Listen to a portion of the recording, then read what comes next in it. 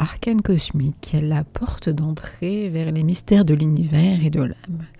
Je vous apporte ici les clés pour décoder les messages du cosmos et t'aligner avec ton chemin de vie.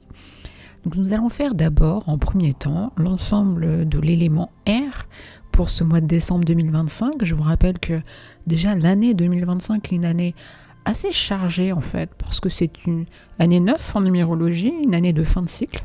Et décembre, forcément, c'est la fin de l'année, donc on arrive vraiment au bout du cycle. Donc là, ça concerne les signes des Gémeaux, Balance et Verseau. Il y en a beaucoup que je connais très très bien. Et dans un premier temps, on va faire d'abord une analyse de l'élément, parce que j'aime bien avoir un fil directeur qui permet de donner un peu la couleur de tout ce qui va arriver par la suite pour chacun des signes. Et bien entendu, on ira voir pour chacun des signes ce que les cartes vous apportent en termes d'éléments indispensables ou pas forcément, mais en tout cas, les cartes restent des outils pour vous aiguiller et vous guider. Ça reste des guidances. Je ne suis pas une voyante ou une médium. Je ne suis pas là pour vous donner des indications fixes qui ne vont pas bouger. Votre destin est vraiment tracé. Non. C'est à vous de faire les choses. Si vous restez au fond de votre canapé, si vous ne bougez pas, il n'y a rien qui se passera. Donc on commence. Allez. Donc moi, je prends l'ensemble des cartes, je les bats et je tombe sur une coupe. Je fais une petite coupe. Ça donne un peu le premier fil conducteur en fait. Et là, en l'occurrence, la coupe, vraiment de la chance. Je tombais sur le soleil et le 5 de coupe. On peut dire que, tout de même, pour des cartes de tarot, ces deux cartes qui se font face, c'est une coupe assez paradoxale et très révélatrice en fait de la nature du mental que correspond l'air. On va voir ça ensemble. Donc là, le soleil, c'est une carte majeure, en fait, c'est une arcane majeure dans le tarot. C'est une carte de joie, une carte de clarté, une carte de vérité, une carte de réussite simple. C'est vraiment une lumière magnifique sur l'élément R. Et elle est associée au 5 de coupe. Alors c'est une carte d'eau. Vous êtes un élément d'air. Donc là, la carte 5 de coupe, c'est plus le regret, la tristesse, la fixation sur ce qui est perdu. Et quand on associe ces deux cartes, on aurait tendance à dire que le mental des signes d'air sera rempli de clarté et d'opportunités en lien avec le soleil, mais il sera freiné aussi par une forme de mélancolie ou un regret persistant lié à une déception passée. On peut dire que le défi est de ne pas laisser le passé voler la joie présente. Alors ensuite, quand j'ai battu les cartes, moi je vous explique au fur et à mesure pour que vous compreniez comment je procède. J'aime bien innover, mais bon, là c'est un tirage en 4 cartes, un tirage global pour l'élément R. On va analyser tout simplement. Donc, première carte en première position, Hiérophante. Deuxième position, le 7 de bâton. Et troisième position, le chevalier de denier. Et la carte conseil, c'est le 7 d'épée, la quatrième carte.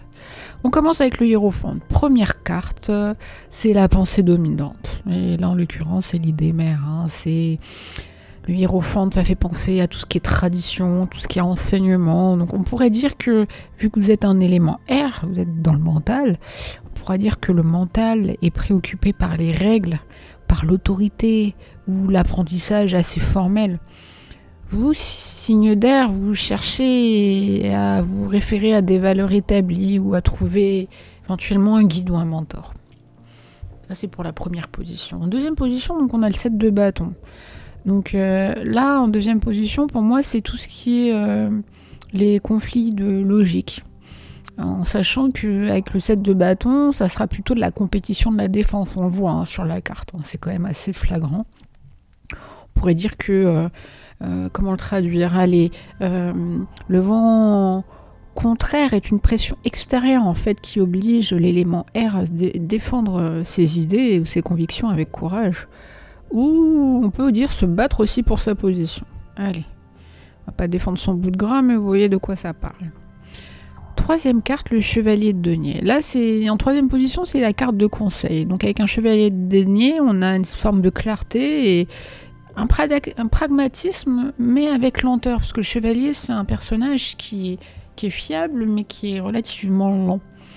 Et on pourrait dire que pour clarifier les idées et gagner la fameuse bataille du 7 de bâton, le conseil est de procéder méthodiquement, étape par étape, sans jamais se presser. Il faut simplement s'ancrer dans le concret pour ne pas perdre, ne pas se perdre plutôt dans les débats. Et enfin, le résultat, c'est le 7 d'épée. Donc c'est un résultat plutôt social. J'aurais tendance à dire un retrait, une stratégie. On pourrait dire que ça sera un mois qui sera marqué par une manœuvre discrète.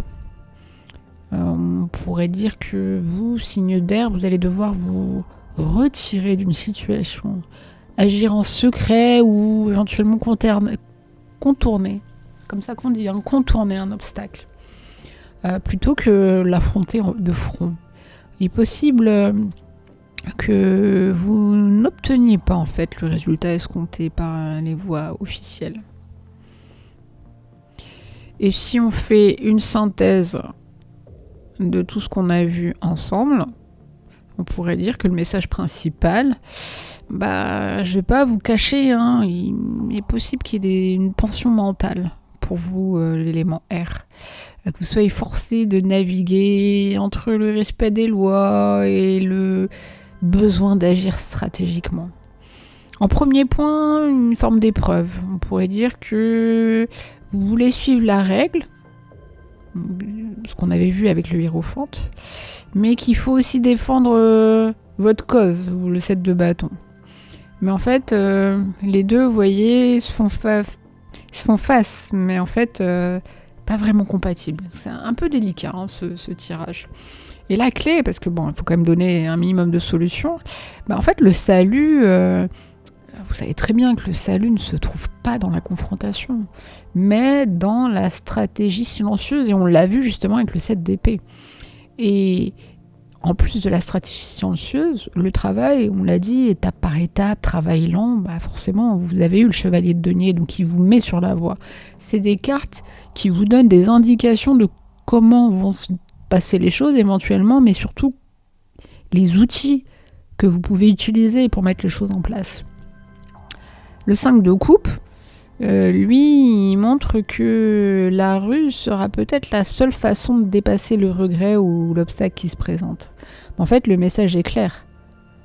Pensez lentement, travaillez discrètement et ne pas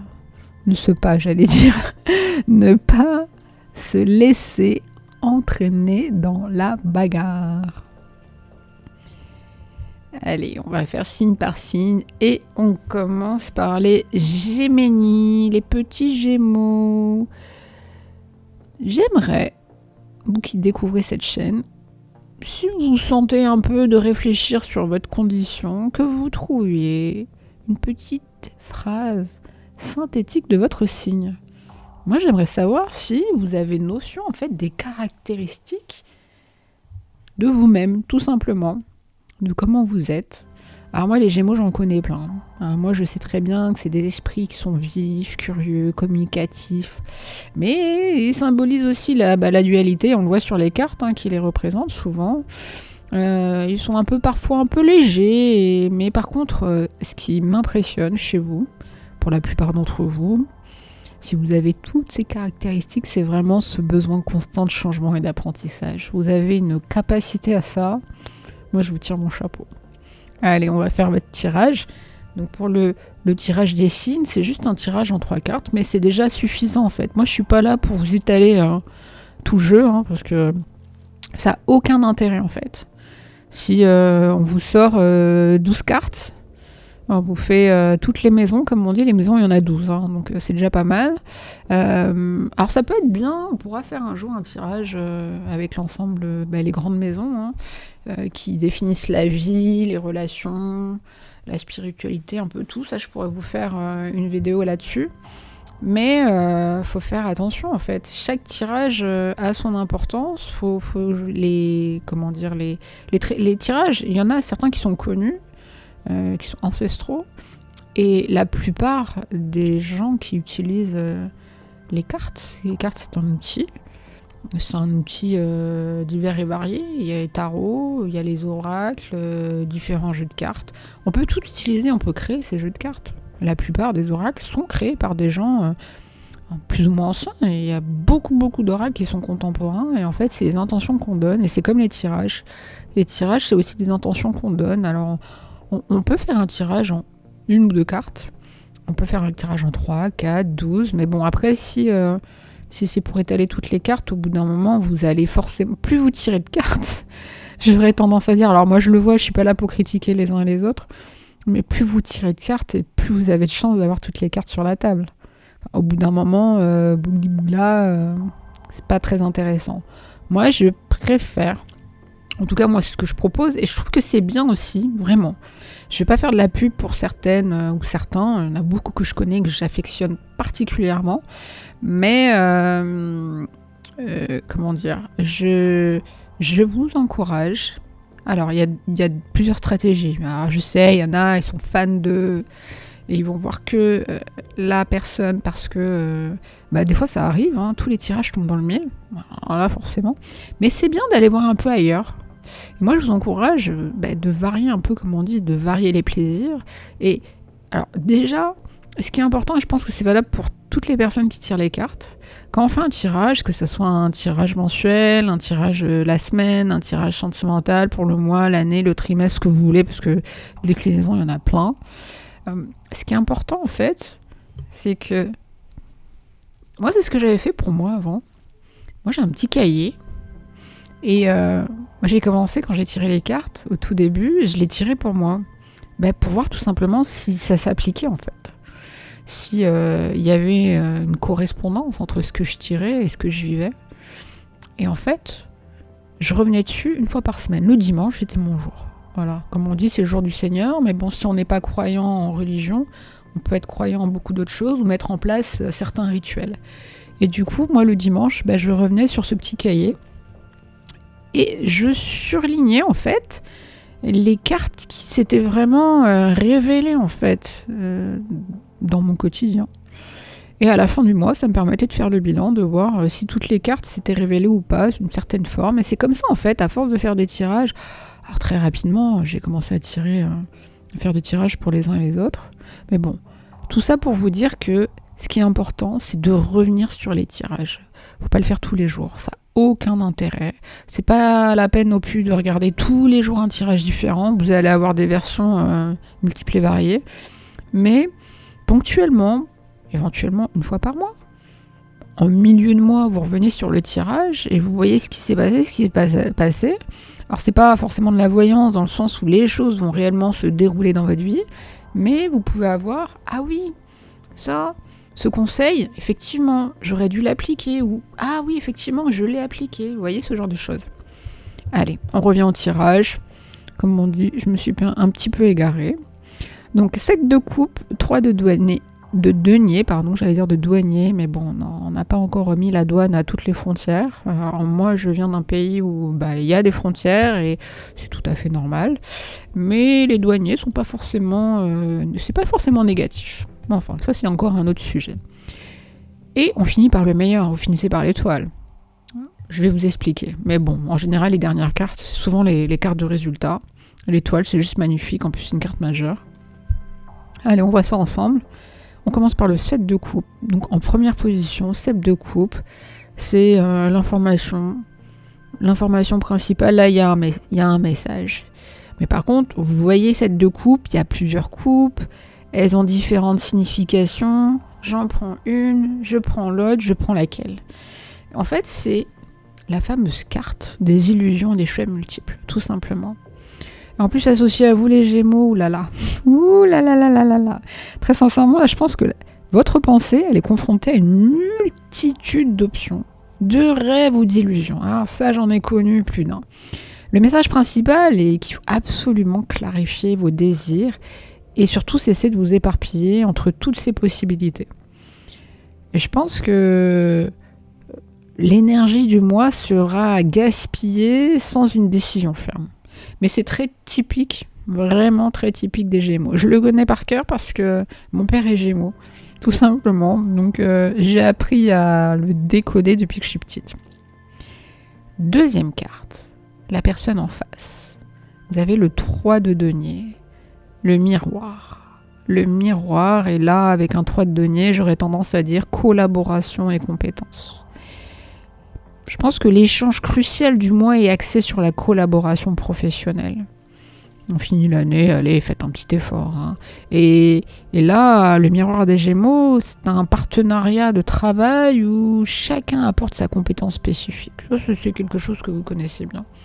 La décision à prendre est, j'aurais tendance à dire, de s'engager dans une action d'équipe concrète pour obtenir une reconnaissance.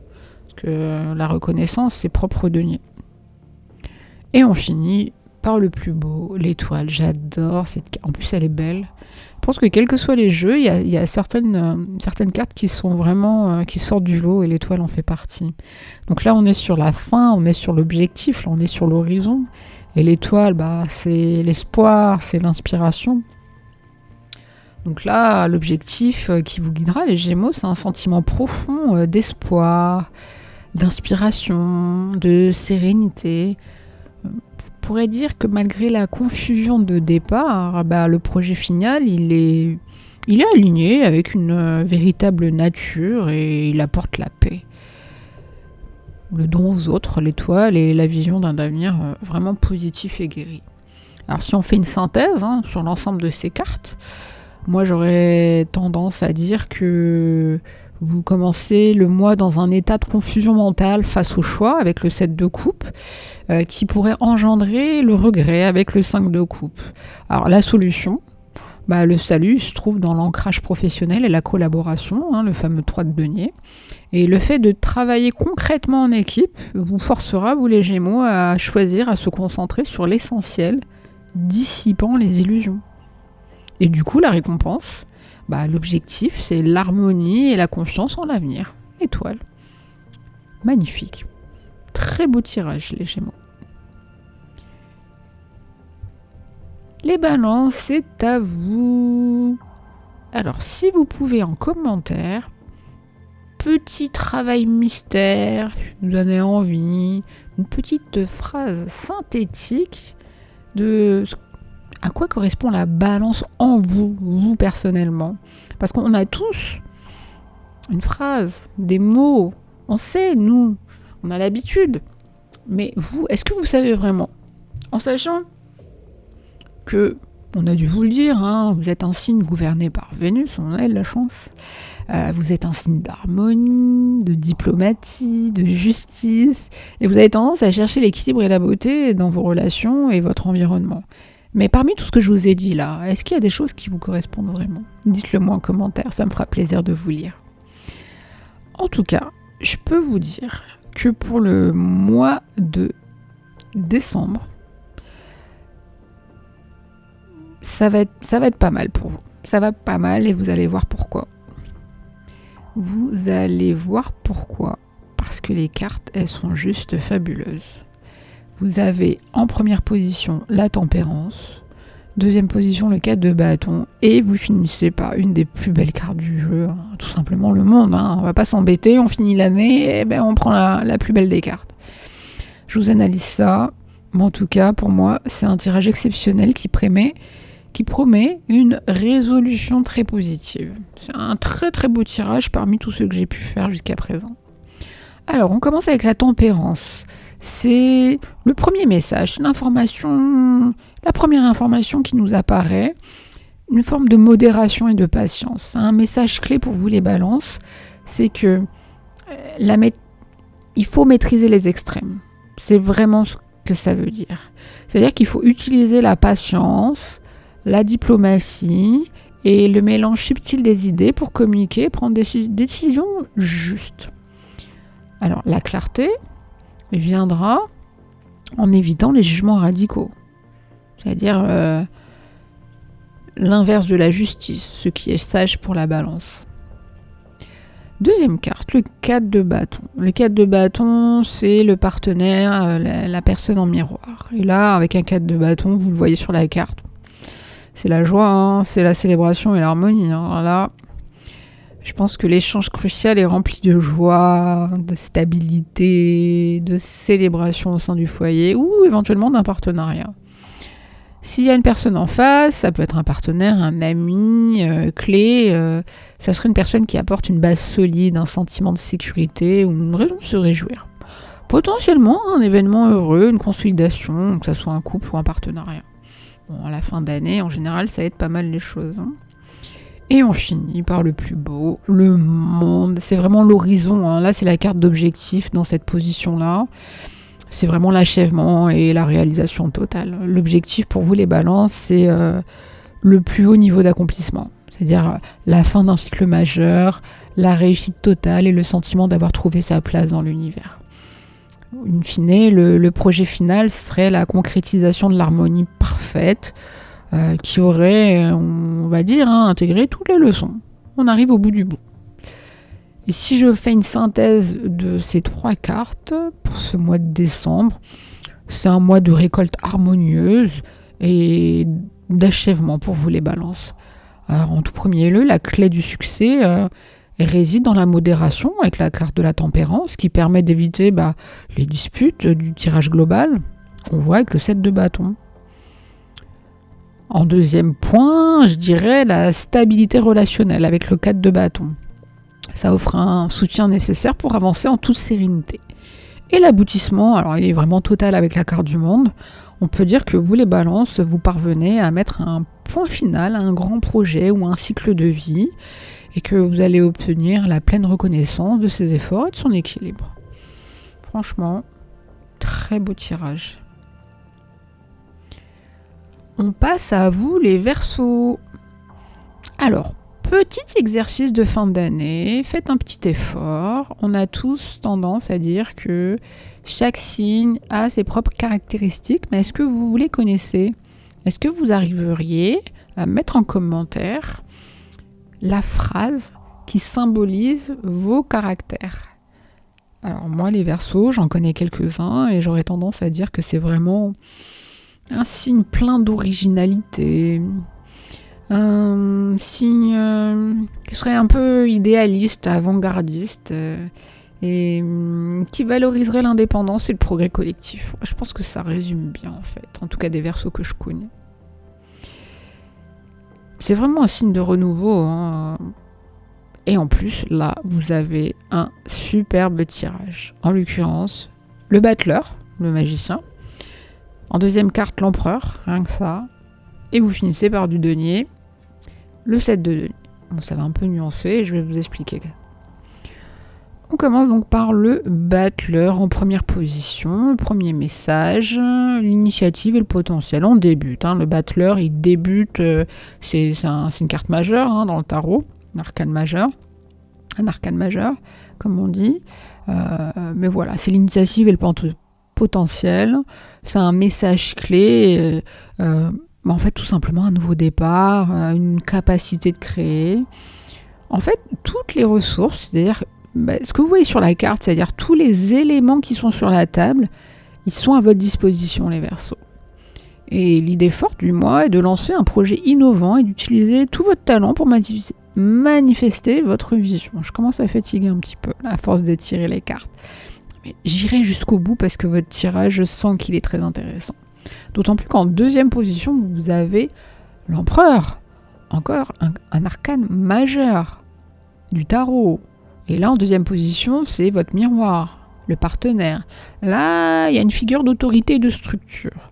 Je dirais que l'échange crucial est une figure d'autorité, une structure bien établie, ou alors éventuellement une personne puissante. Alors, certains diront un homme puissant, mais bon, de nos jours, je pense qu'il y a aussi des femmes qui sont très très puissantes. Moi, je genre pas, il n'y a Aucun besoin de genrer, donc c'est vraiment une personnalité puissante, charismatique. Du coup, vous concernant, vous, le Verseau, qui êtes, on va dire, vous me direz si je suis dans le faux ou dans le vrai, je pense plutôt dans le vrai, en tout cas de ceux que j'ai connus, qui êtes souvent anticonformistes, je dirais que vous devez composer avec le besoin de règles, de discipline et de contrôle. Le défi, en fait, est de créer sa liberté à l'intérieur d'un cadre stable, sans entrer en confrontation directe.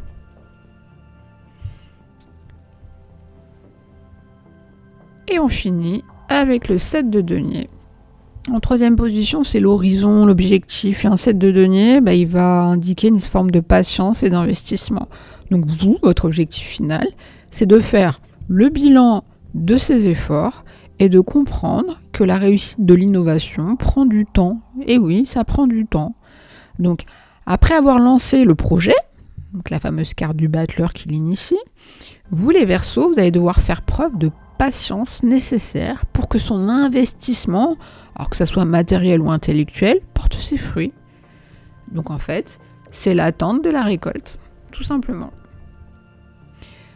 Donc si on synthétise ces 3 cartes pour le mois de décembre pour vous les Verseaux, je dirais que vous êtes au début d'un cycle majeur, on va dire ça comme ça, au début d'un cycle majeur de création et de leadership pour ce mois de décembre.